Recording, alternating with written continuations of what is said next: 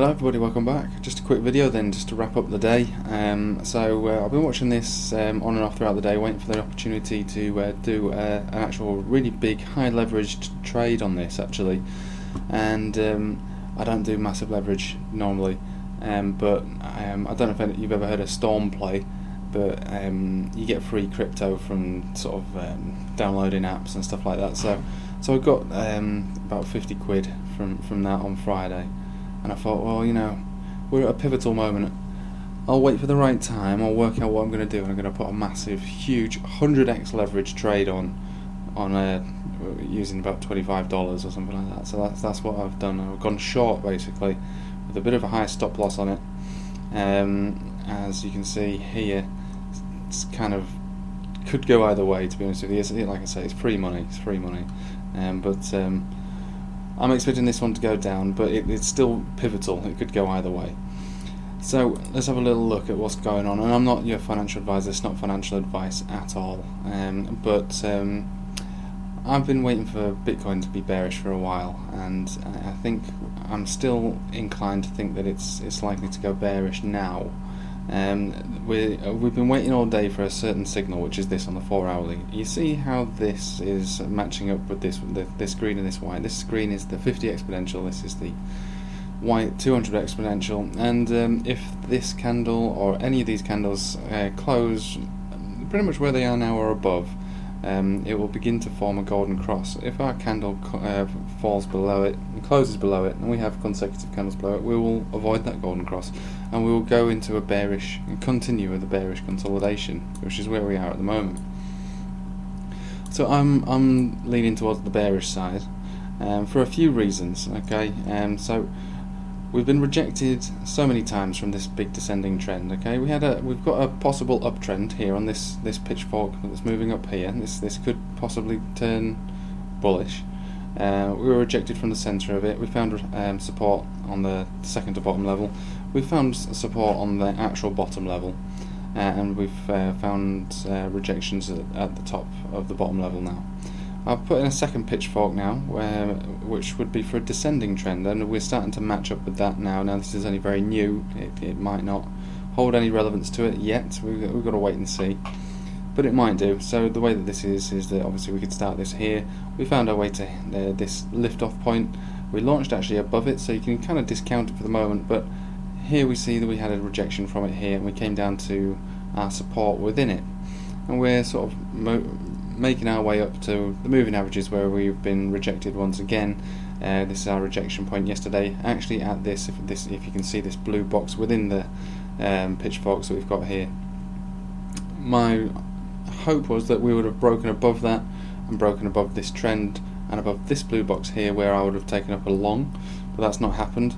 The only other thing I would be looking for is if this golden cross was to form, then I'd be thinking about taking up a long, but I wouldn't be taking it until we've broken above this blue box here. So none of this has actually played out, so I'm actually now leaning a bit more to the bearish side again, and we're going to see how this one works out. Now I know we've got trends within trends, so it looks a little difficult to see, but first of all, we've found it very difficult today to break beneath this, because this is going to be strong to break beneath. We've got two very, very important moving averages, the 200 exponential, the 50 exponential, both converged at the same point here, and it's like I say, this is a pivotal point for it. If we have a candle close beneath it, I would say that we're looking to go back down, and we'll be riding this little green line here. You'd like to think we'd be riding it, we could quite easily break through it. But if we do break through it tonight, where's that going to take us? It's going to take us to about 10,150, thereabouts. If we break beneath that and break beneath the 10,000 area, which is this area here, then it's going to be pretty sad, and I would imagine that this pitchfork would take some kind of relevance, and we'll be finding our way down, riding these support levels and finding resistances within the pitchfork until we break out of it, and who knows when that'll be. So we're going to wait and see how this one rides out, and obviously I hope that my short does work out, because it's 100x, which is something I would never advise doing. It's just because it's free money, and I feel like I've got a bit of a fix on it. So hopefully this will work out for me. If it doesn't, well, like I say, nothing ventured, nothing gained. It's free money. Never do it with anything that's not free money. 100x is ridiculous. Anyway, so where are we going to go from here? if this candle fails to close above here, and like I'm gonna have to go to bed at some point, so you know it's like, you know, I have to have a stop loss in. But if it fails to close above here, this golden cross will form, and then we will start our bull trend back up to test this blue box. We will probably have to break out of this descending resistance within the pitchfork as well, but that's no problem because it's all within this blue box territory. The whole thing is resistance, and if we break above there, then we've got this big boy here, and then when that breaks, then we've got to move up from there. And it's as simple as that, really. We're still at that pivotal moment. Like I say, if this breaks down with a candle close beneath it, we'll avoid this golden cross, and we will continue with a bearish trend. If this golden cross forms, and like I say, we start to have incremental steps up with these candle closes, then yeah, we'll be looking to test these areas and then this area, and it's only when this area breaks can we ride this big upwards pitchfork, which I've got in here, that we'll be hoping to bounce around within, and that's where we'll be making much bigger money than a short, because as much as some people are calling for really big dips, you call it dips, I'd call it a crash really for what people are talking about, back down to possibly 6,000.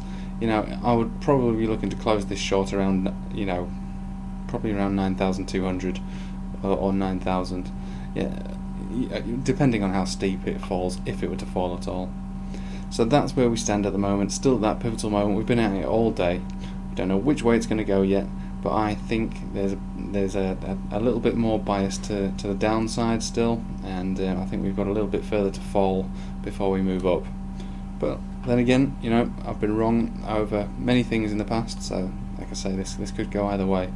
But I'd say it's 65% in favour of the bears, unfortunately, at the moment. So we'll see how it goes. So anyway, thanks for watching and thanks for subscribing. I hit my 1,000 subscribers a few days ago, so I'm really pleased about that. So, you know, really happy about that, and obviously it's all you guys that did it. So cheers for that. Anyway, have a nice evening, and we'll see what happens next week. Take care.